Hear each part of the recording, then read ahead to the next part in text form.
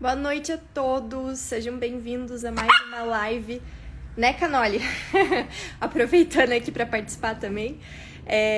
Mais uma live aqui da Cognos, que faz tempo, inclusive, que eu não apareço por aqui. Nós vamos fazer uma live hoje sobre um tema inédito, que a gente nunca falou sobre, que eu acho que é importantíssimo, que é a sensibilidade dos pais. A gente fala muito sobre as crianças, mas hoje a gente veio falar sobre os pais. Né, Canoli? Você vai participar a live inteira, tô entendendo. Bom, eu vou chamar então as pessoas que vão participar aqui na live hoje comigo, que são a Daphne e a Simone, psicólogas que participam muito aqui com a gente, que vocês já conhecem. E hoje com uma convidada super especial, que é a Mariana Botelho, uma psicóloga também que trabalha com mães. Então, vou incluir elas aqui, gente. Peraí.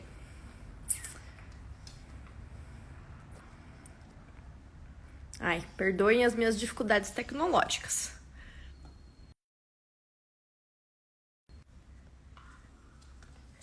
Aí.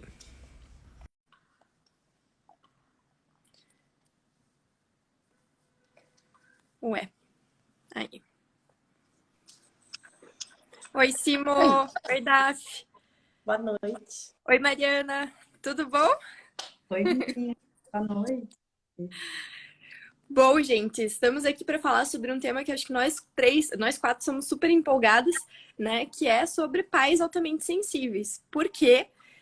Vou comentar uma coisa aqui. Eu não sou mãe ainda, mas eu sou mãe de pet. Eu vou falar para vocês que foi uma adaptação. Porque a gente que é mais sensível, a gente sente mais do que o outro, né? Tô brincando aqui com mãe de pet, porque o Canoli estava participando da live, mas a gente percebe no consultório, né? O quanto os pais que são altamente sensíveis, eles podem até sofrer com essa sensibilidade na maternidade ou na paternidade.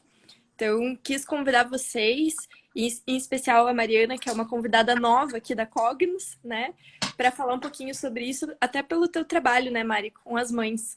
Então, eu vou deixar vocês se apresentarem. Se quiser começar, Mari, falando um pouquinho sobre você e o teu trabalho. Boa noite. Primeiro eu quero agradecer vocês, meninas, né? Vocês sabem que eu admiro muito o trabalho de vocês. Já participei de alguns cursos, participei do grupo de superdotados que vocês ministraram lindamente. Então é uma honra estar aqui com vocês. A minha história começa na realidade. Eu engravidei no último ano da faculdade de psicologia e foi vivendo a intensidade de ser uma gestante altamente sensível, de ser uma mãe altamente sensível e todas as demandas que são trazidas de uma criança também altamente sensível, que eu fui me aprofundando nesse mundo. Então, desde quando eu comecei, eu me formei num dia, no outro dia eu estava pegando meu CRP e abrindo um consultório realmente para trabalhar com mães. Eu trabalho com mães desde o dia 1 que eu sou psicóloga, né, de formada. E o meu filho hoje tem 8 anos, o mais velho. Então, é nessa história, entendendo as dores e as delícias que é ser mãe altamente sensível, pai altamente sensível, que eu venho trabalhando. Mas eu não comecei trabalhando com mulheres ou homens altamente sensíveis, não era esse o meu intuito. O meu intuito, na verdade, era trabalhar com as dores das mães. Só que parece que é um imã, né? Eu não sei se são realmente as mães sensíveis que mais buscam terapia e os pais também que mais buscam terapia, mas hoje eu não trabalho exclusivamente com pessoas superdotadas ou com pessoas altamente sensíveis, mas é uns 80% da minha atuação hoje. E aí eu consigo trazer bem essa diferenciação, né, do que é o comportamento dos pais altamente sensíveis e que são comportamentos típicos de pais que não têm essa alta sensibilidade. E é isso que eu acho que eu vou conseguir compartilhar bem com vocês hoje. Legal, Mari. Com certeza, você vai ter uma contribuição muito essencial aí para o que a gente vai debater hoje. Vou passar também para Simone se apresentar, falar um pouquinho do que ela faz. Então, eu sou psicóloga clínica. Desde a época da graduação eu já me interessei pelo assunto da superdotação. E daí também me formei e já fui trabalhar num instituto que trabalhava exclusivamente com superdotados. E uma coisa que eu fui percebendo na prática, né? Porque eu trabalhava na parte de avaliação, atendimento psicológico, orientação para pai, orientação para escola. Então é interessante porque a gente acaba vendo todos os ângulos da questão, né? E nessa questão da superdotação, o que eu fui identificando é que, para além dessa primeira coisa que as pessoas imaginam, que são as questões pedagógicas relacionadas com a superdotação, né? É um sistema de ensino que é pensado para uma média e uma pessoa que funciona de uma forma muito diferente daquilo que geralmente é legal para todo mundo, né? Então precisa de adaptações e tudo mais. Mas para além disso, já desde o início, dava para perceber muito que também tinha uma questão ligada a essa questão da sensibilidade, o que eu sempre falava, né? Um sistema nervoso que funciona diferente. Eu sempre estou falando essa frase, né? Que acho que é um jeito simples, né, de falar isso. E acho que eu sempre bati nessa tecla. Eu já conheci a Daphne já lá no meu primeiro ano, né, que ela foi minha colega, a gente trabalhou junto, fez grupo de estudos. Depois a Giovana chegou lá também, né? E eu sempre, né, insistindo nessa coisa. É um sistema nervoso que funciona diferente e por mais que as questões pedagógicas sejam super bem assistidas, o que ainda não é uma realidade para a maioria dos superdotados, né? Aqui no Brasil e no mundo. Mesmo que isso seja muito bem assistido, ainda tem uma questão relacionada com esse sistema nervoso que funciona diferente, né? Então, a gente está explorando e acho que essa parceria minha com a Giovana, com a Daphne, que a gente desenvolve muitos trabalhos juntos, eu acho que se tem uma coisa que une muito três psicólogas de contextos diferentes, com visões diferentes, com estudos, né, e aprofundamentos diferentes. Acho que o que une tudo é como cada uma lida com esse sistema nervoso que funciona diferente, né? E compreende, acolhe e vai pensando em formas de lidar. Mais recentemente eu aprendi a palavra neurodivergente, estou adorando ela, né? Mas eu ainda acho que falar de um sistema nervoso que funciona diferente fica mais acessível para as pessoas. E acho que sim, tem muitos desafios, muitas questões. Se a gente vê lá projetos, sei lá, da década de 90, nos Estados Unidos, né, pensando nas necessidades emocionais do superdotado, eles já estavam falando disso, né? De superdotados que eram muito bem assistidos na parte pedagógica, mas mesmo assim chegavam na adolescência, em algum momento da vida, com várias questões emocionais, e daí uma necessidade de que a família entenda isso, e o próprio superdotado entenda e aprenda a lidar. Então, acho que eu já comecei falando demais, mas acho que é um pouco o tema aqui da live, né? Quando a gente fala de pai, de mãe altamente sensível, claro que nesse universo dos altamente sensíveis existem outras condições que não é só a superdotação, né? Mas tudo o que eu acompanho com as pessoas superdotadas, né? Que eu já atendi e atendo, eu acho que super vale para a gente compreender, porque nessa questão, né, da neurodivergência, da sensibilidade, é muito semelhante, a ponto de, às vezes, as pessoas chegarem a confundir, né, uma condição com a outra, porque todas têm essa questão da sensibilidade, né? Acho que é isso. Perfeito. Essa era uma pontuação que eu ia fazer, né? Do quanto a alta sensibilidade ela se correlaciona, porque muitos superdotados são altamente sensíveis, mas nem todo mundo que é altamente sensível é superdotado. Legal. Mas vou passar para a Daphne se apresentar, falar um pouquinho do trabalho dela, que também é muito importante para a alta sensibilidade, né, Daphne? Sim, antes disso, só para não perder o gancho, né?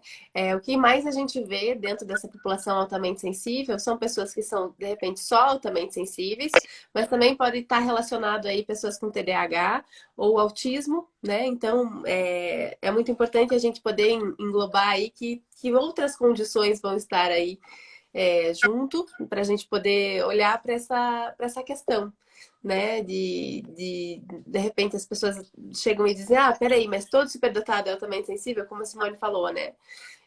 A maior parte tem questões com a sensibilidade, não tem como fugir disso, porque é esse sistema nervoso. E aí, já apresentando um pouco do meu trabalho, eu sou psicóloga corporal, né? Então eu me formei no Instituto Rechiano e por isso essa curiosidade em sistema nervoso que eu tenho aí, né? Eu acho que a grande sacada, a grande palavra que me motiva no meu trabalho diariamente é a autorregulação, né? Porque na psicologia corporal a gente fala muito disso, principalmente na biodinâmica, né? Que é uma das linhas aí da psicologia corporal. A gente trabalha muito com essa coisa de observar como o nosso sistema nervoso autônomo faz as curvas, como que a gente organiza, né, essa movimentação de pulsação do corpo. Né? E quando a gente pensa no organismo altamente sensível, a gente pensa que essa pulsação do corpo e essa regulação, né, desse organismo, ela é muito ali tênue no sentido de que um pouco de estímulo já bagunça, né? Um pouco de estímulo já desregula. Então, o meu trabalho como psicóloga corporal, e agora eu tenho pesquisado, até a Giovana fica bem doida comigo, que eu fico mandando um monte de coisa para ela, porque eu tenho bebido da fonte do Porges, né, dos autores ali da medicina comportamental hoje, né? Então, dentro disso, isso tem feito muito sentido para mim, porque quanto mais a gente tem essa psicoeducação em relação ao nosso sistema nervoso, mais fácil fica da gente traduzir o que a gente sente e buscar formas rápidas de regular esse corpo, né? Então, é mais ou menos por aí. Trabalho com as meninas, né, na clínica, com altas habilidades, aí, com os grupos de adultos, online, que a gente faz aí uma vez por semestre. E tem alguns cursos, enfim. Essa é a minha atuação aí na clínica e com as avaliações e os grupos e as palestras. Legal, Dá. Então, Licença. Vou pedir licença, Giovana. Eu acabei não falando do meu trabalho.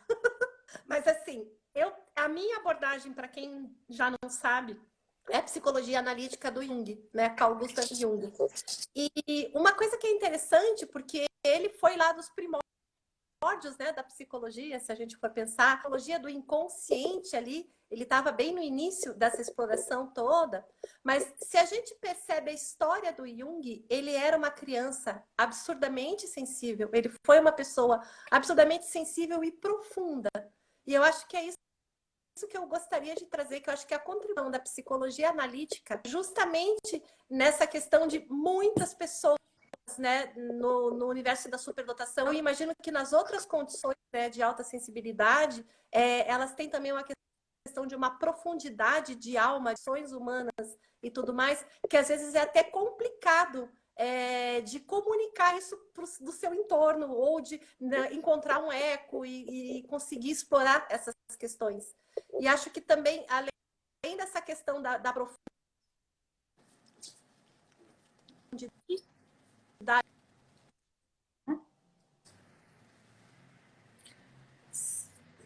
teu áudio tá dando umas travadas, Timo.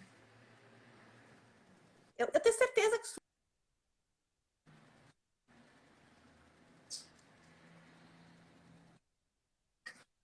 ele conta coisas Timo, teu da áudio... história de vida de professor duvidando que ele que fez o Ixi, trabalho, porque aquilo tinha que ser plágio. estamos com problemas técnicos.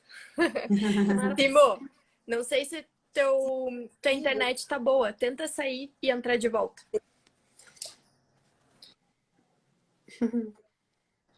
Opa, uma travadinha. Sim. Mas enquanto o Timo reconecta, eu queria começar com o título da live, que é justamente o dom e o desafio de ser um pai altamente sensível. E aí, vou perguntar, Mari, diretamente para você. O que você acha, o que você percebe que acontece nos pais que você atende aí, em termos de, o que eu sinto pelo menos, uma exigência, uma responsabilidade tão grandes ao se tornar mãe ou pai, né? Que isso acaba até tendo um peso. E acaba até virando um... Né? A gente brincou até conversando ao discutir a live. Parece que eles se especializam em ser pai e mãe, né? Então eu queria saber um pouquinho de você, da tua experiência. Como que é isso? Eu acho que você trouxe a frase certa, né? Um pai e uma mãe altamente sensível, ele vai se especializar mesmo na parentalidade. Então, até o jeito deles conversar é diferente, de nós conversarmos é diferente, né? A gente fala essas palavras mais técnicas, parentalidade, introdução alimentar, Porque, na verdade, uma mãe, especificamente, né, que é o que eu mais trabalho, e aí eu vou trazer depois o gancho do pai, tá? Mas eu vou falar mais da mãe, porque a gente tem que falar da diferença da parentalidade na modernidade. A gente tem que lembrar que antes a parentalidade era de passar de mãe para filho, ponto final, né? Então a gente só repetia o que as nossas mães faziam e os homens eram provedores. Então os homens só tinham que trabalhar e voltar para casa. Eles não tinham responsabilidade para com os filhos para além de prover. E hoje, a parentalidade moderna, ela exige mais desses pais. Então, exige que, a partir do momento que nós temos conhecimento, que nós temos mais acesso ao conhecimento, então, que a gente busque as evidências científicas, que a gente busque informações para poder saber como fazer na nossa gestação, para ter uma gestação mais plena, para ter um parto do que deveria ser o mais adequado, para poder amamentar do jeito que deveria ser, para fazer uma introdução alimentar, tudo em, em órgãos, né, que realmente estudaram para aquilo e que trazem informação para a gente. Só que quando a gente pensa em pessoas que têm alta sensibilidade, o que é alta sensibilidade? É aquela pessoa que faz aquela captação minuciosa, que consegue perceber o que as outras pessoas não percebem, né? Que muita gente fala assim, ai, essa mãe, de olhar para o filho, ela consegue saber exatamente o que ele quer, né? Todas as mães que estão saudáveis, todo cuidador que está saudável e que está olhando para essa criança consegue fazer isso. Mas a pessoa altamente sensível, ela consegue prever, né? Tem uma cliente que essa semana ela falou assim, essa noite eu fiquei trabalhando mais porque eu vi que a minha criança estava um pouquinho mais molinha, mais quietinha. Ela vai acordar doente. Então, essa captação é uma captação que ninguém vai fazer. Só a pessoa altamente sensível que consegue perceber essas nuances do comportamento da criança, que toda vez que ela fica doente, ela fica um pouquinho quietinha de antes. Então, essa mãe já vai trabalhar mais essa noite, porque ela acha que amanhã ela não vai conseguir trabalhar direito. Percebe essa captação?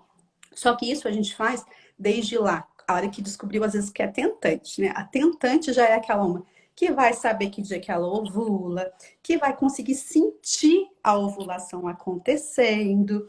Ela é aquela uma que vai seguir todos, então vai seguir a alimentação que tem que ser. Ah, eu quero ter menina, tem que ser uma alimentação mais ácida ou menos ácida, eu tenho que não sei o quê. Então ela vai seguir tudo isso. Isso vai carregando até lá para frente, né? A tendência seria no final do puerpério, que é essa fase de perda de identidade, de construção da nova identidade, que passasse.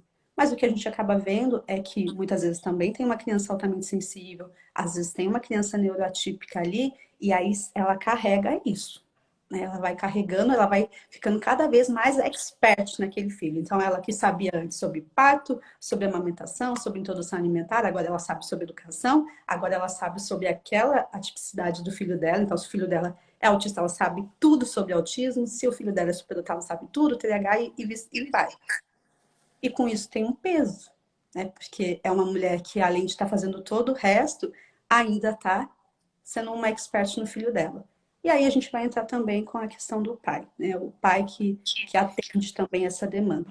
A gente vê que é diferente, eu acho que a gente pode também discutir um pouco sobre isso, porque aquele homem que não tinha responsabilidade nenhuma com o filho para além de prover, agora ele capita, agora ele vê que ele tem que dividir a tarefa.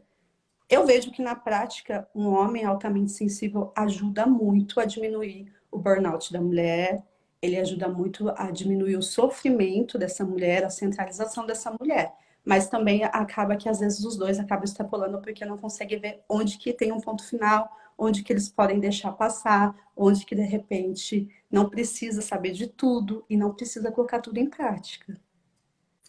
Isso que eu ia perguntar, como colocar esse limite? Como delimitar? O que vocês acham, meninas? Olha, acho que, assim, ouvindo, né, a Mari, eu vejo essa questão dos tentantes, pessoas que eu já acompanhei, e até, né, situações, assim, que sinto de perto, assim, em outras situações, assim. Dentro desse perfil tem uma coisa, às vezes, até de uma hipervigilância, né, e uma necessidade de controle muito grande, né? Então, tem um caso que eu acompanhei, né, assim, de perto, recente, de uma pessoa que fez todo um trabalho assim para conseguir permitir o corpo fluir, porque essa hipervigilância com relação à ovulação, essa hipervigilância com relação a que mês que a criança vai nascer, se vai ser bom o suficiente, e antecipar e calcular e minuciosamente, né, prever tudo, e aí quanto de dinheiro eu tenho, quanto que vai ser, como é que vai ser, o que vai acontecer, como que vai estar. Ansiedade, oi, sobrenome, né?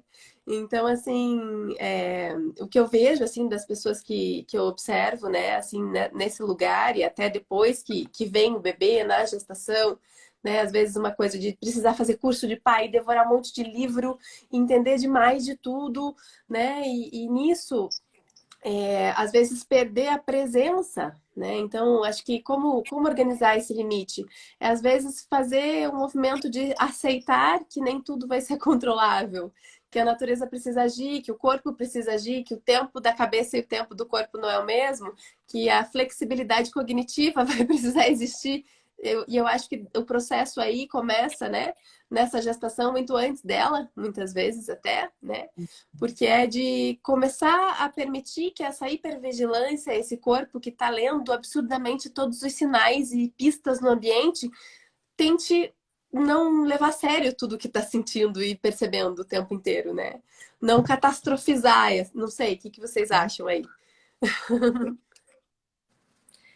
Não, eu concordo, Daphne, porque a gente vê isso é interessante até o que você estava falando, porque eu estava pensando nos perfis sensoriais.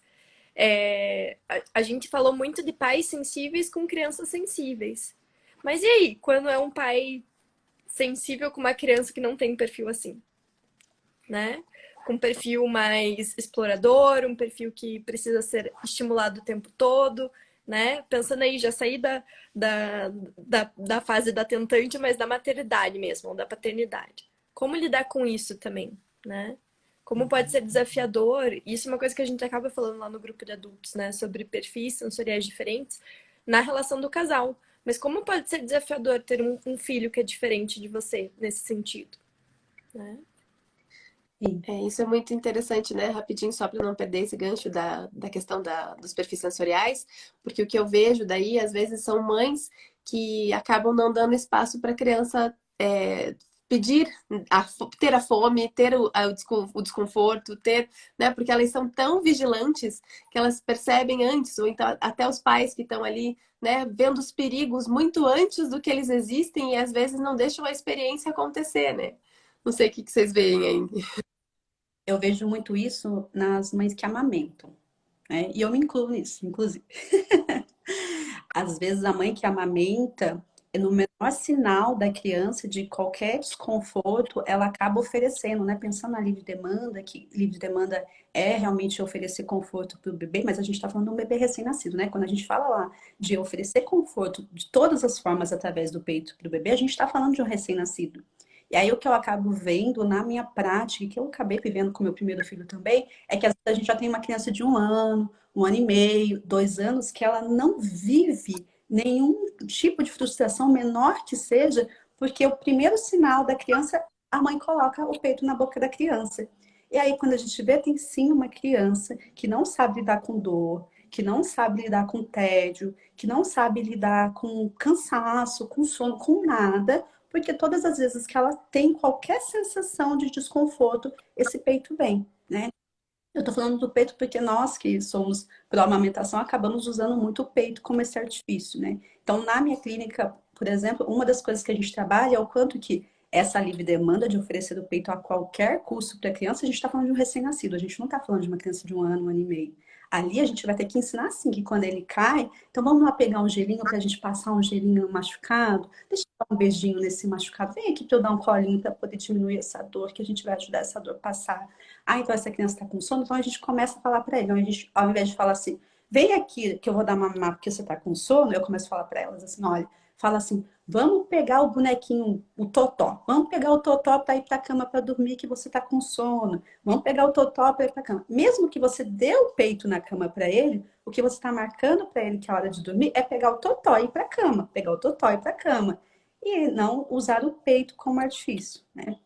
Estou trazendo o peito aqui, mas, gente, é usado de muitas formas. Então, eu consigo perceber que a minha criança vai cair. Antes disso, eu estou lá sempre correndo e puxando ela, correndo e puxando ela. De repente a gente vê uma criança bem amedrontada, que não tem coragem de subir em nada, porque ela percebe que toda vez que ela está se arriscando, alguém pega ela rapidamente, alguém pega ela rapidamente. Então, essa captação muito rápida, essa hipersensibilidade, faz sim com que, às vezes, a gente fique também uma mãe que não deixa, um pai, né, que não deixa essa criança se arriscar, que não deixa essa criança brincar livremente e que não saiba ter ferramentas para lidar, por exemplo, com o tédio, cansaço, sono. Exato. Eu ia até, tava lendo aqui um comentário que eu acho que tem a ver também com essa dificuldade que é ser uma pessoa altamente sensível. Uma pessoa escreveu aqui, acho que é uma coisa difícil, acho que uma coisa difícil é porque como uma pessoa sensível, a gente sabe como é difícil ser sensível e ser criança. Aí eu fico hipervigilante para que a infância da minha filha não seja tão complicada como a minha. Que acho que entra um pouco nisso que você tá falando, né, Mari? De eu querer evitar todos os tipos de frustração, mas aí a gente não tá ensinando uma coisa muito importante, que como a Daphne pontuou também, né, é ter autonomia, a gente poder ser assertivo nos nossos pedidos, nas nossas demandas e a gente saber se autorregular, né? Então, realmente, quando a gente entra nessa de querer suprir todas as demandas das pessoas, a gente também tá entrando nisso. Eu tava atendendo um pai hoje no consultório e ele tava falando um pouco sobre esse perfil de autossacrifício, né? Que na teoria do esquema a gente chama de autossacrifício. Que é justamente isso, eu quero fazer tanto pelo outro que às vezes eu não cuido de mim, claro, e aí vem os quadros de burnout, né?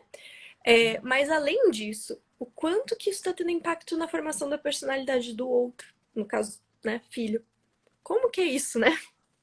Coisa complicada. Né? Queria saber. Deixa eu só até pontuar sobre isso. Aí é onde a gente tem que trabalhar, tem que ter o autoconhecimento, tem que fazer terapia mesmo, né, menina? Porque quando eu lembro de como criança em sofrimento pela minha alta sensibilidade, se eu não trabalhar essas minhas questões, a tendência é que eu faça um 880. Ou que eu faça a repetição, que não é o caso dos hipersensíveis mesmo, né? Fazer a repetição e deixar que meu filho sofra, ou então eu vou suprir todas as necessidades e às vezes de forma desnecessária. Quando eu tenho esse autoconhecimento, quando eu estou com a terapia em dia, eu consigo entender qual é o meio termo. Então, até que ponto que eu, sim, atendo às demandas do meu filho, sim, não deixo ele entrar em sofrimento, mas que eu dê autonomia para ele me sinalizar. Porque ele precisa aprender a sinalizar, gente. Ele vai crescer e ele precisa ter essas ferramentas com ele. Quando a gente coloca a ferramenta desde pequenininha, é muito mais fácil, né? É uma coisa que eu, até por ser mãe e psicóloga, a gente acaba aplicando em algumas coisas dos nossos filhos, né? Ver o meu filho de 8 anos, de repente, falar frases do tipo: mamãe, eu estou muito chateado, eu preciso me recolher. Né? Então, ele consegue reconhecer e ele consegue ter uma ferramenta, né? Eu preciso me recolher. É uma ferramenta. Aí, se eu vou dar o conforto, se eu vou falar para ele que se ele quer me perguntar, quer me contar o que aconteceu, tudo mais, isso aí é outra coisa. Mas então ele reconhece e ele tem ferramentas para buscar como agir. Só que para isso eu não posso ter atendido ele todas as vezes, eu preciso que ele saiba que eu estou ali. Mas não que eu vou atendê-lo e suprir de alguma forma. Vem aqui, filho, que toda vez que você estiver chateado, eu vou fazer coisa X. Não, eu não vou fazer coisa X. Você sabe, você também tem ferramentas para cuidar disso. Perfeito, mãe.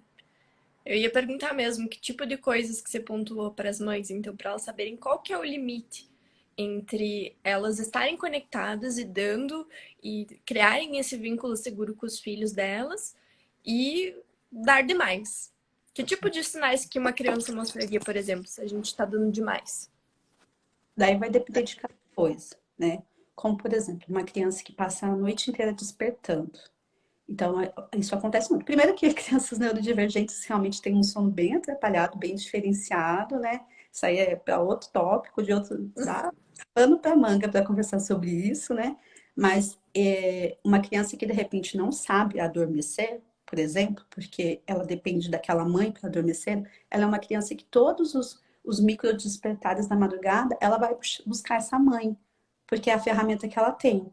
Então, quando eu entendo que a minha criança já está com 1 ano e meio, 2 anos e ainda ela não dorme bem, ela ainda acorda 5, 6, 7 vezes na madrugada, talvez realmente eu precise ajudá-la a ter uma nova ferramenta para dormir, né? Isso não significa que eu vou simplesmente tirar o que ela tem. Por exemplo, chupeta, mamadeira, peito, eu não vou simplesmente tirar, mas primeiro eu vou colocar outra, aí eu faço associação dupla, né? Por exemplo, o peito e o totó, né? E depois eu vou devagarinho tirando o peito para poder deixar ela, que toda vez que ela acorde, ela abraça o totó e ela consiga voltar a dormir. Então eu deixo ela autossuficiente. E aí vai para cada área, né? Por exemplo, uma criança que não come bem. Por que que às vezes ela não come bem?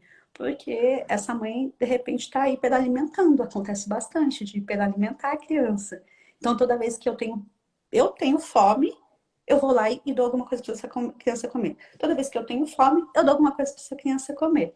E às vezes a criança nem tem essa fome toda, ou ela nem consegue perceber quando ela tem fome, porque ela não consegue avisar você quando ela tem fome, porque você está sempre alimentando ela antes. Ela nem sabe a sensação de fome no corpinho dela, para ela poder falar: mãe, quero uma banana, papai, quero papá. Ela nem consegue falar, porque toda vez que ela, antes dela pensar em sentir fome, antes de sentir isso no corpinho dela, você já alimentou. Sim. Aí bate com a pergunta da Gabriela ali, né? Que ela tinha perguntado, Mariana, para você, assim, essa questão da interocepção, né, na alta sensibilidade, que é essa percepção visceral, né? E, assim, do que eu vejo na minha experiência, é muito isso que você está falando, às vezes de supor, né, e de se misturar, às vezes até, né? Supor que o corpo do outro está sentindo a mesma coisa que o meu, às vezes porque eu não sei que eu sou altamente sensível, e aí eu tô supondo que o outro está se incomodando tanto quanto eu com aquilo, né? E a medida do meu corpo não é a medida, às vezes, nem a do meu filho, mesmo que isso seja geneticamente transmitido. Então, acho que é isso, né? O sono, por exemplo, é uma coisa que perturba muito os pais de crianças pequenas, né? Porque, por exemplo, eu pesquisei, eu estudei, eu li sobre sono e sei que a criança tem que tirar pelo menos 2 ciclos de sono de tarde. 2 ciclos de sono é 50 minutos cada ciclo de sono. Aí minha criança dorme 40 minutos e minha criança não quer voltar a dormir. Essa mãe fica desesperada, porque os livros estão dizendo que esse menino tem que tirar 2 ciclos de sono de uma vez só, emendado. Ele está dormindo 40 minutos. De repente, uma criança que tem baixíssima necessidade de sono, ela, 40 minutos, ela acorda querendo dominar o mundo. Mas essa mãe passa os outros 50, 60 minutos com essa criança, essa criança no escuro, no quarto, porque o livro está dizendo que ele tinha que dormir 1h40. E aí, com isso, ela perde e esse bebê perde. Essa criança perde. Né? A minha criança tem 2 anos e já não quer mais tirar cochilo. Os livros estão dizendo que tem que tirar cochilo até os 4. E aí, essa mãe continua forçando, ou esse pai continua forçando essa criança a tirar a soneca. Percebe? Engraçado, né? Como as pessoas altamente sensíveis também podem não perceber algumas coisas, né? Imprimir ali impressões. Mas eu fiquei pensando, Mari, até acho que isso é um tópico importante para quem está assistindo aí. Como você mesma falou, o sono é uma questão super relevante nessa população. O que fazer no primeiro ano de vida, onde esse bebê ainda não tem tanta capacidade autorregulatória? Quando você fala o que fazer, o quê? Para poder conseguir equilibrar a Isso, hipersensibilidade, você está querendo dizer? isso, exatamente. Tá? Tá. Então, assim, primeiro eu acho que a gente tem que saber que a gente é hipersensível, porque isso muda tudo. Gente, às vezes a gente está buscando tanto para o nosso filho que se a gente primeiro busca para nós mesmos, a gente equilibra tudo, tudo. Né? Uma coisa que eu falo muito, né, para as famílias que eu atendo. Quando a gente cuida da mãe, a gente cuida da casa inteira. Por quê? Quando essa mulher se autorregula, ela regula o relacionamento dela. Claro que é uma via de mão dupla, né? Tanto o relacionamento com a criança quanto com o marido, mas a gente vê o quanto que quando ela está regulada, autorregulada, o quanto que esse relacionamento fica melhor, o quanto que essa parentalidade fica melhor. Então, o primeiro ponto é se autoconhecer. Então, é perceber assim, o que eu estou percebendo a mais do que as outras pessoas. Porque a pessoa altamente sensível, às vezes ela não sabe que ela está percebendo mais. Então, por exemplo, assim, eu tô super rígida com a introdução alimentar do meu bebê. Super rígida. Eu não tenho noção que o resto do mundo não tá rígido como eu. Eu acho que tá todo mundo do mesmo jeito que eu. Então, quando eu tenho essa autopercepção do que eu tô realmente fazendo a mais, o que eu tô captando a mais, o que eu tô sendo com uma rigidez cognitiva demais, quando eu tenho percepção, eu falo, então tá. Então, vou maneirar. Ah, então tá bom, então eu vou soltar um pouquinho, vou afrouxar aqui um pouquinho. Então eu vou permitir que o meu parceiro possa entrar nessa relação com o meu bebê. Eu vou permitir que a minha sogra possa ser a avó que ela tem que ser. É claro que a gente não tá falando de deixar uma avó dar açúcar para criança de 3 meses, né? Porque às vezes as vós querem dar. Mas assim, às vezes a avó só tem um manejo diferente. E aí a mãe, por ter estudado e por saber e tudo mais, ela quer uma maternidade, uma parentalidade perfeita. E às vezes ela limita mesmo, ela dá um corte nessa sogra, nessa mãe. Então, assim, quando eu entendo que, na verdade, é como se eu visse as coisas mais com uma lupa, eu consigo ver que aquilo que a minha sogra está fazendo, por exemplo, não é tão grave assim quanto eu imagino. Com isso, eu permito que ela entre nessa relação. Eu permito que a minha rede de apoio entre, né? Porque se tem uma coisa que eu escuto muito, muito, muito na minha clínica, é que o quê? Ah, não dá para contar com a minha sogra. Não dá para contar com a minha mãe. Eu não tenho coragem de ir fazer academia e deixar 1 hora inteira com meu marido, porque eles não atendem o meu bebê do jeito que tem que atender. Quando Sim. ela entende que eles atendem sim a necessidade do bebê de uma forma normal, é que ela que atende demais, ela de repente consegue ir para academia. Por mais que ela fique muito nervosa, né, nos primeiros dias, mas ela consegue perceber que ela volta, o bebê tá vivo, o bebê não aconteceu nada com ele, que tá tudo bem, que ele ficou feliz, que não ficou chorando o tempo todo. E aí é o autoconhecimento que vai fazendo com que ela possa também viver os outros papéis sociais. Mário, quanto isso é um movimento saudável e necessário. Porque se a gente não é saudável com as nossas demandas, porque a gente tá falando aqui só de maternidade e paternidade, mas vamos expandir isso para toda uma vida, né? Para toda uma vida de padrões rígidos, toda uma vida de idealizações. Eu ouço dos meus pacientes, ai, parece que eu não gosto tanto de sair de situações sociais. Aí você vai cavocando, você percebe assim que para aquela pessoa precisa ser assim a melhor noite do dia, da vida, né? Vai comemorar um aniversário, tem que ser aquele aniversário perfeito. É aquela coisa assim que não consegue curtir o real, né? E aí a gente tá fazendo isso com os nossos filhos também. É isso que a gente tá ensinando para eles. Que o real não é bom o suficiente. Aí a gente vê mesmo crianças com dificuldade de tolerância à frustração, crianças que não conseguem tolerar o tédio, que é tão importante para a gente desenvolver a criatividade, né? Meu Deus, então realmente eu acho que é a gente olhar para isso de uma forma saudável, é se aceitar como sendo uma pessoa mais sensível, entender como que a gente pode regular isso, né? Então, tem pessoas que vão fazer lá a dieta sensorial que a Daphne fala, né?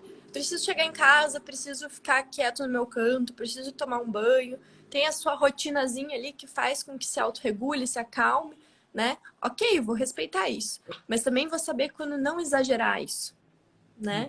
Porque é aí que a gente vê realmente quadros de ansiedade, de burnout, de uma série de coisas, né? Nisso, Né, tem... o Canoli concorda. Mas assim, né, vocês foram falando e eu fui pensando em outras questões também, né, que eu acho que tem tudo a ver com isso, assim, que é o contágio emocional em famílias altamente sensíveis também, né? E essa questão de dieta sensorial às vezes fica inviável, né? E até antes a Giovana estava falando, eu estava lembrando de coisas que eu escuto, por exemplo, de um pai altamente sensível que tem um filho que tem um perfil sensorial mais observador, que é mais lento, né, para fazer as coisas. E de repente essa pessoa lá no 220, né, sofre porque de repente o seu filho não funciona do mesmo jeito, não tem mesmo a mesma sensibilidade, né, em algumas questões ali de, vamos lá, a reatividade desse sistema nervoso é de outro jeito. Ou às vezes até, hoje até atendi uma família que tinha 3 superdotados na família, né?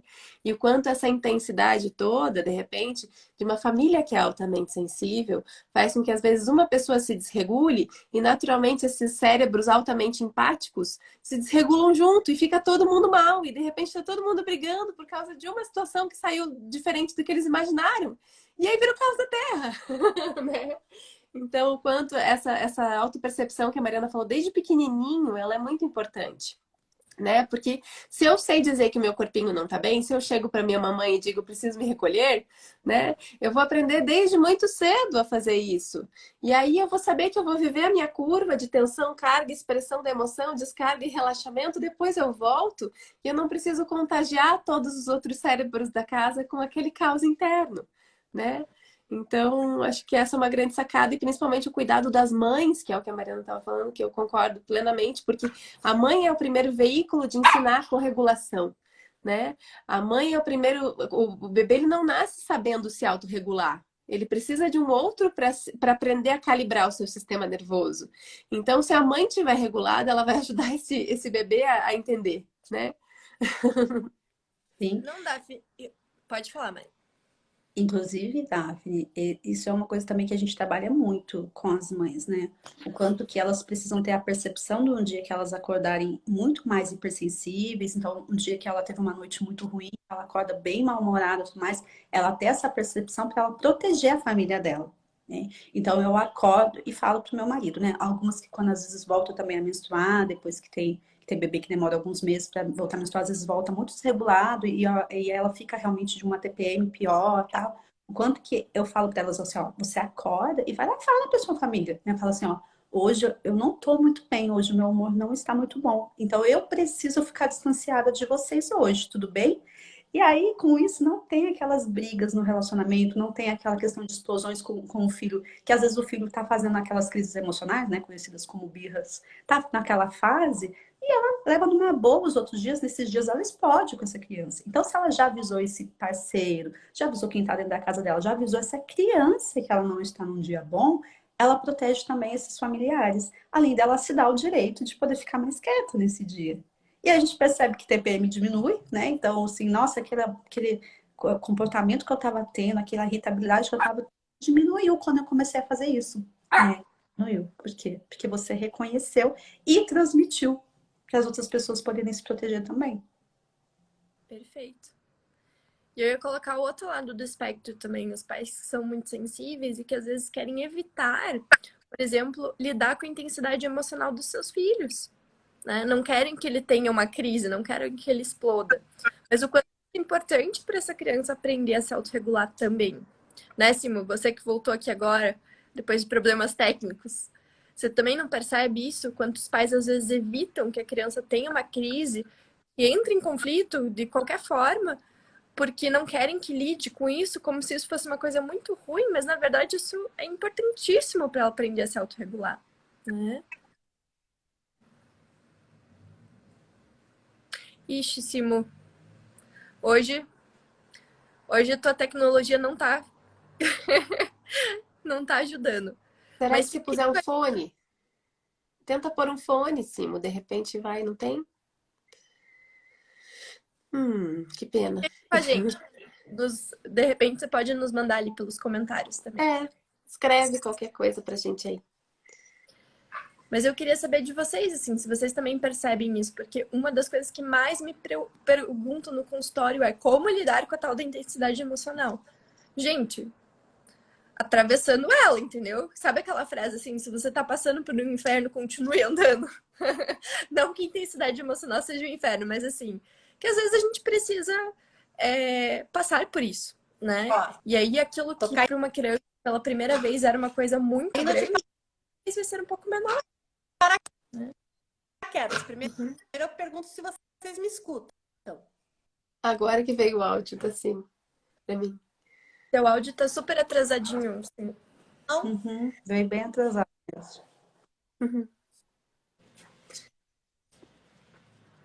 Tá. Eu acho. Aí. Enfim, Gi, você estava perguntando essa questão, né, da intensidade, né? Eu vejo que a intensidade é bem isso, assim, é viver a curva, é atravessar a onda por dentro, né? Não tentando ficar lá em cima, né? Porque eu acho que a grande questão da intensidade é que ela tá lá no corpo, ela tá lá por uma razão. E a grande pergunta, às vezes, não é tipo, eu não deveria estar sendo intenso. Quantas vezes a gente vê pais que não aguentam a intensidade do filho porque foram ensinados que era feio ser intenso e mascararam demais isso em si, e aí eles vão ficando autoexigentes, enrijecidos e pouco espontâneos, justamente por conta dessa questão de terem sido ensinados desde muito pequenos que se eles fossem do tamanho que eles são, de sensibilidade no mundo, eles seriam ameaçados, né? Isso seria um risco de vida para esses corpos. E aí, quando eles veem o filho sendo assim, eles dizem, meu Deus, risco de vida para a família geral, ferrou, né? E aí, vamos tentar ensinar essa criança a não ser intensa. Só que é igual você apertar um isopor na água, uma hora o negócio vai, né, vai subir e já era. Então, assim, a grande questão da intensidade é, às vezes, você olhar para aquilo, né? Olhar para dentro e dizer, tá, tô vendo a emoção aí, tô vendo que você tá aí, beleza, né? Vou mandar amor para você, para ver se você se acalma, coraçãozinho, né? Vou tentar fazer as pazes com o fato de que você é grande, você é intenso mesmo, e ok, né? Não vou ser mais alguém a atirar a segunda flecha, porque senão, se eu já recebi flechas por ser intenso e aí fiquei me mascarando aqui, né? De alguém pouco intenso, né? Fingindo ser alguém pouco intenso, né? Aí eu me puno por isso e aí jogo mais uma flecha, jogo flechas nos meus filhos, e daí fica horrível, né? Então a grande questão é, sou intenso mesmo, ó. Sou assim, linda, maravilhosa, tá tudo certo, né? E aí vamos fazer as pazes com isso, vou deixar aqui a minha emoção fluir, daqui a pouco ela vai voltar ao normal, vamos lidar, né? Assim que vocês veem também. Ah, sabe que a fase dos 2 anos da criança, que é uma fase que ela começa a se reafirmar, né? Que ela começa a perceber que ela tem também uma opinião, que ela pode também passar uma opinião. Então não é simplesmente alguém que era essa comida X para mim, eu vou simplesmente comer. Eu posso, né, me negar a comer essa comida, eu posso pedir outra comida, eu posso de repente me negar a tomar banho. Então essa fase dos 2 anos, né? Que o pessoal tanto fala, né? Os terríveis 2 anos, é na verdade uma fase de reafirmação da criança. Então, é a fase que ela começa a ter essas crises emocionais de frustração, é a fase que ela começa mesmo a ter crises emocionais que o pessoal chama de birra, né? Porque ela, de repente, quer as coisas do jeito dela e você não tá fazendo, porque, de repente, ela tá com raiva de você mesmo, ou porque ela não quer ir dormir, você tá querendo que ela vá dormir naquele momento. E o que eu vejo é exatamente isso. Também a gente tem que lembrar da nossa parte histórica. As pessoas que hoje são pais e mães, a gente tem que lembrar que vem de uma educação autoritária. Então, por uma educação autoritária, independente se você é hipersensível ou não, você foi reprimido a não chora, a não pode gritar com pai, mãe, tem que respeitar pai e mãe, você vai apanhar, você vai ficar de castigo. Então, por nós vimos também de uma educação autoritária, agora a gente não sabe lidar com a criança, porque a gente já sabe que hoje a gente não pode mais bater. E a gente não quer mais bater também, a gente não quer mais bater, a gente não quer mais colocar de castigo. Mas o que eu faço então com essa criança que está se jogando no chão e falando que não vai tomar banho? Né? O que eu faço com ela? Então, assim, essa questão histórica também está nos atravessando hoje. Uma coisa que eu tenho dado muita orientação também para os pais é o quanto que quando a gente busca uma ferramenta para os nossos filhos, essa ferramenta tem que condizer com a gente também. Então, nós não temos ferramentas porque ninguém nos ensinou, simplesmente nos reprimiram. E agora eu tenho que dar uma ferramenta para essa criança, mas uma ferramenta que faça sentido para mim. Então, por exemplo, um exemplo que eu dou, né, para os pais aí que estão sofrendo das crises emocionais das crianças nesse momento, é construir um canto da casa onde tenha livros, onde tenha brinquedinhos, onde tenha aquele poppet, onde tenha um espaço realmente para se acalmar. Não é espaço de castigo, gente. Não é falar, você vai lá, vai ficar 3 minutos lá. Não tem nada a ver com isso. E o que eu oriento, né, os pais? Então, vamos lá. Sua criança começou a crise emocional porque você está querendo dar banho nela, ela não quer tomar banho naquele momento. Você vai perceber que você também está desequilibrando.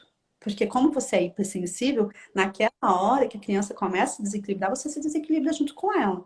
Então você olha para ela e fala, olha, nesse momento eu estou muito brava, nesse momento eu estou muito irritada. Por quê? Porque eu estou ensinando ela a perceber as emoções. Eu estou muito irritada nesse momento, eu preciso me acalmar. E aí essa mãe, esse pai vai lá e senta naquele canto. E aí ele mostra como que faz para poder se acalmar. Então ele vai ler, ele vai ficar apertando pop, ele vai desenhar, ele vai fazer alguma coisa que tenha naquele espaço que foi preparado que faz sentido para aquela família. E se essa criança vier, de repente, num ataque de fúria, de sai daí, não sei o que, fala, me respeite, porque agora eu preciso respirar, eu preciso me acalmar. Né? E essa criança é na repetição, é vendo essa cena, que essa criança vai também se colocar para se recolher. né? Para poder ir para o espaço de calma. Teve alguém aqui que falou, que eu não lembro qual é o nome da pessoa, que falou que o filho faz isso também, né? Uma criança de 4 anos já faz isso. Por quê? Porque você ensinou para essa criança uma ferramenta emocional. E sabe o que as mães mais trazem para mim? É que quando elas começam a fazer isso, elas se acalmam, né?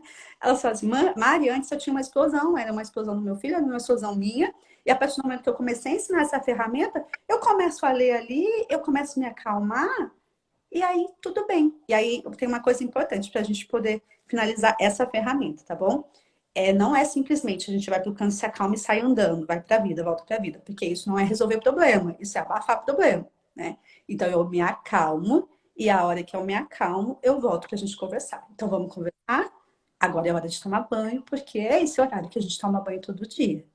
Aí a criança está mais calma, você está mais calmo, vocês vão conseguir colocar em prática. A criança me bateu. Aí você volta, depois, né, que você acalmou, volta e fala, olha, bater não é permitido nessa casa. Nessa casa não é permitido bater. Você me bateu.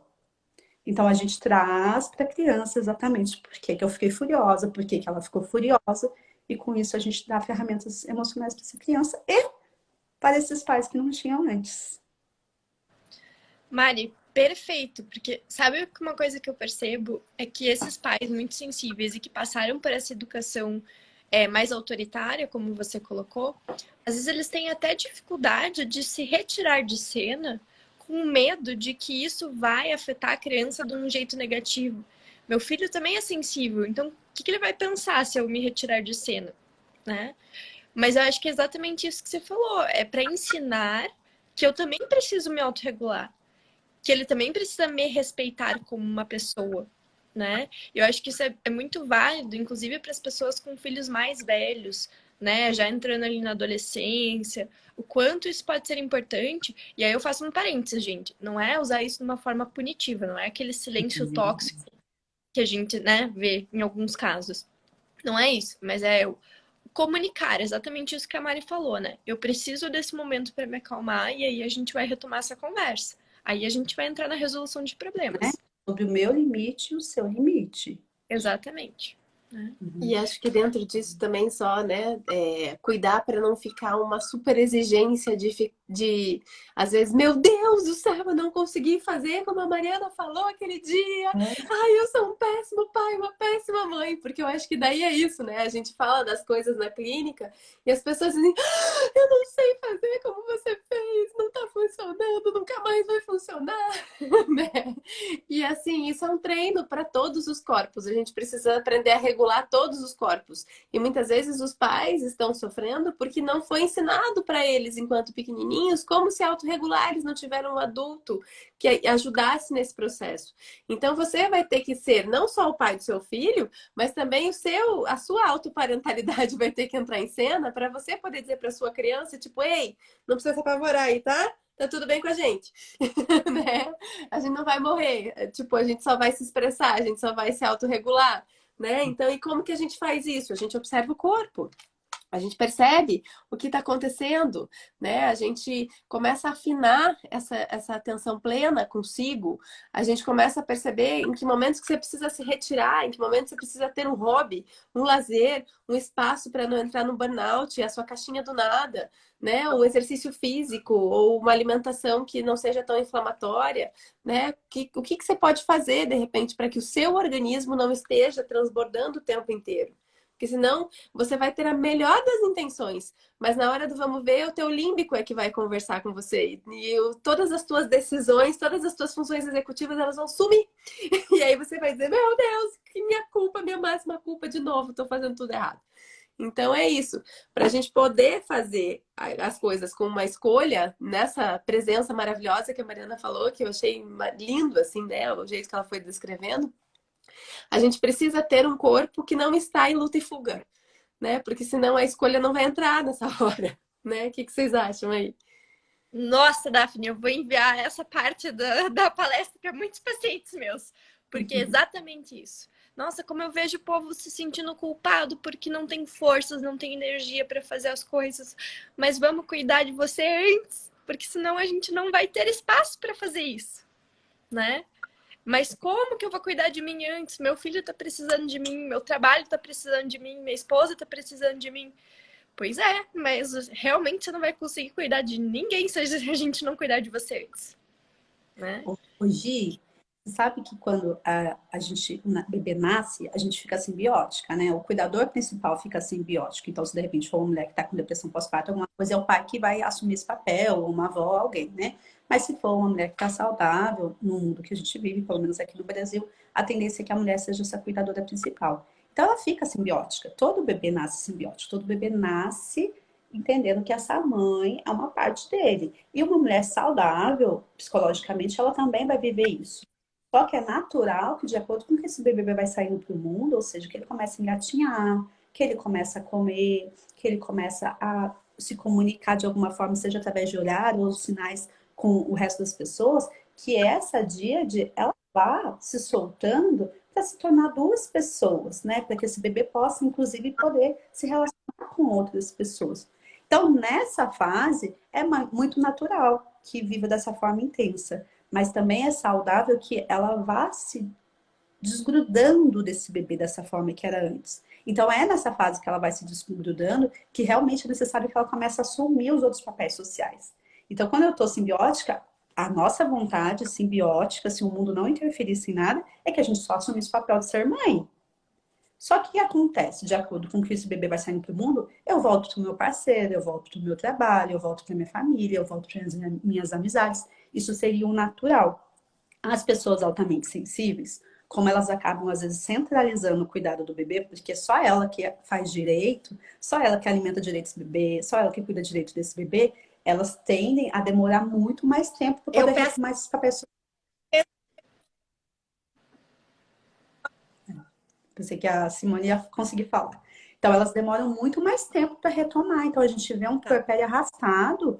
E quando a gente vê que, de repente, é uma criança neurodivergente, gente, a gente vê pessoas que estão muito parecidas com puérperas com criança de 5, 6, 7 anos. Por quê? Porque agora não é só mais a babá que não sabe cuidar direito daquele bebê, não é mais só o pai, não é só mais a avó. Agora também a escola não sabe atender essa criança como ela esperava.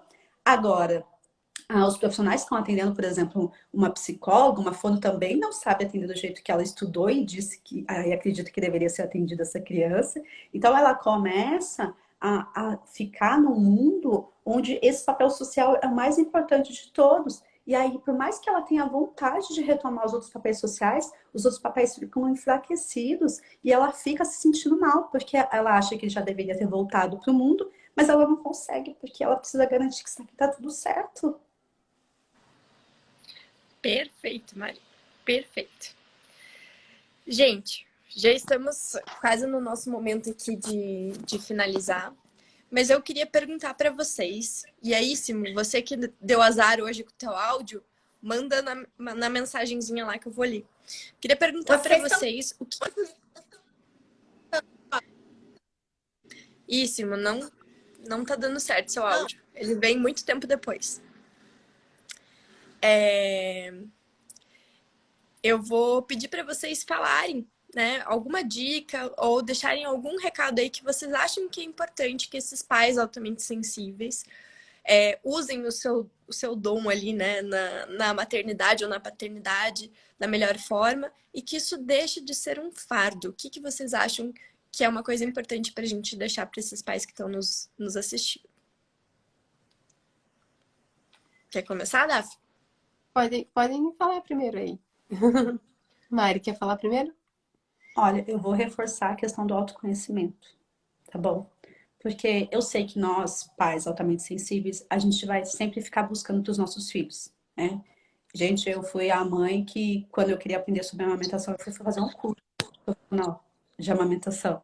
Eu fui a mãe que, quando eu queria entender o sono do meu filho, eu fui fazer um curso profissional de sono. Então, assim, eu tenho todos os cursos que você imaginar, da maternidade, da parentalidade, porque eu queria garantir que meu filho ia ter o melhor. Hoje, se eu soubesse, né? Naquela época eu não sabia, né?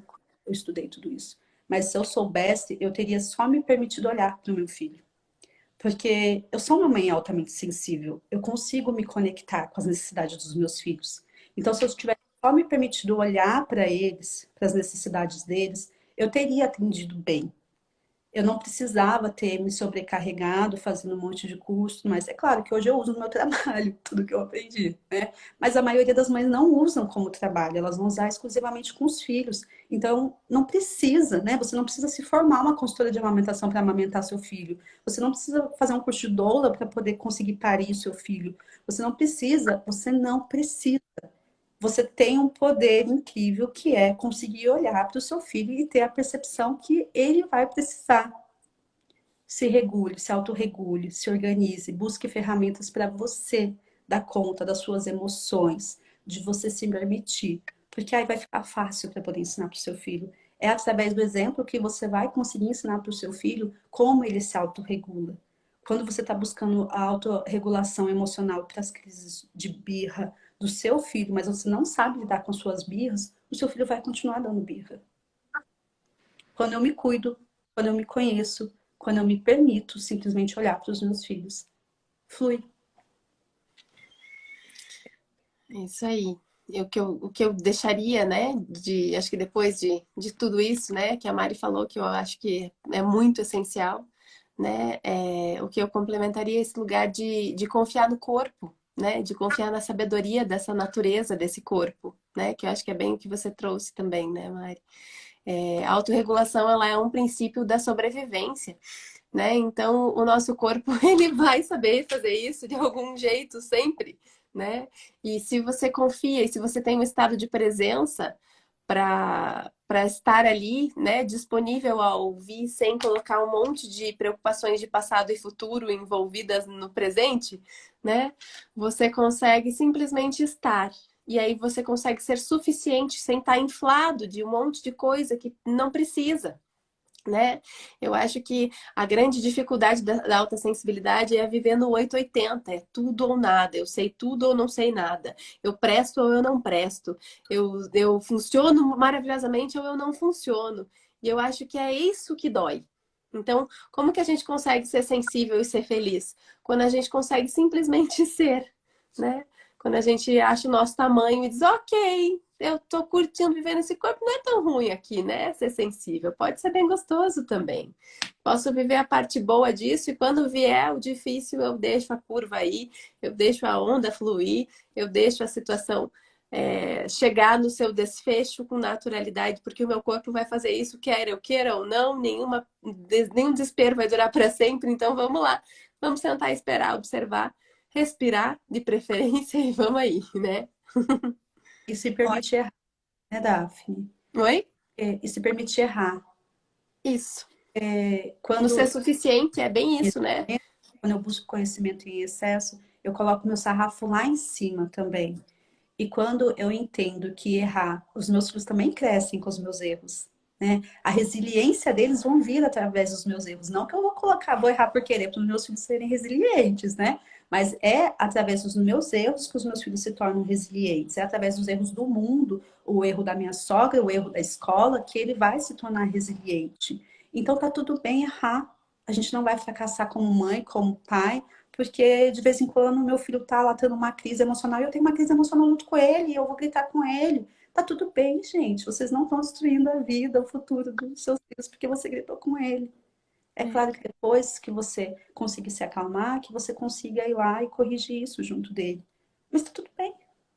É porque o que fica é o apego seguro, né? E o apego seguro também tem oscilações de briga, de ensinar o outro a ser humano também junto comigo, né? Então, assim, se o apego for seguro, tem espaço, inclusive, para brigar e ficar tudo bem depois, né? Exatamente. Gente, maravilhoso. Vou agradecer aqui também em nome da Simone, que tá muda hoje. Infelizmente, né, Simone, não pode dar tantas contribuições hoje. Mas vou agradecer vocês pela participação. E vou dar uma dica aí para quem quer saber um pouco mais sobre pessoas altamente sensíveis. Não precisa entrar na neura de saber tudo sobre alta sensibilidade, mas se vocês querem entender um pouquinho isso, Daf, tem o livro da Elaine Aron, que é essa pesquisadora que cunhou esse termo da pessoa altamente sensível. E ela tem vários livros, na verdade. Ela tem um livro, inclusive, sobre pais altamente sensíveis. Então fica aí a dica de leitura, porque é uma leitura muito gostosa, muito prática e que também traz várias dicas aí de como lidar. Mas adorei hoje porque a gente teve dicas práticas aí de quem está trabalhando com isso sempre, de como lidar com isso de uma forma mais natural e mais saudável, com certeza, né? Então, agradeço vocês, meninas, pela presença e a todos que assistiram a gente. A live vai ficar gravada assim, então podem ficar bem tranquilos. E é isso, gente. Na próxima, estamos aí de volta, tá bom? Obrigada, gente. Obrigada. Até mais.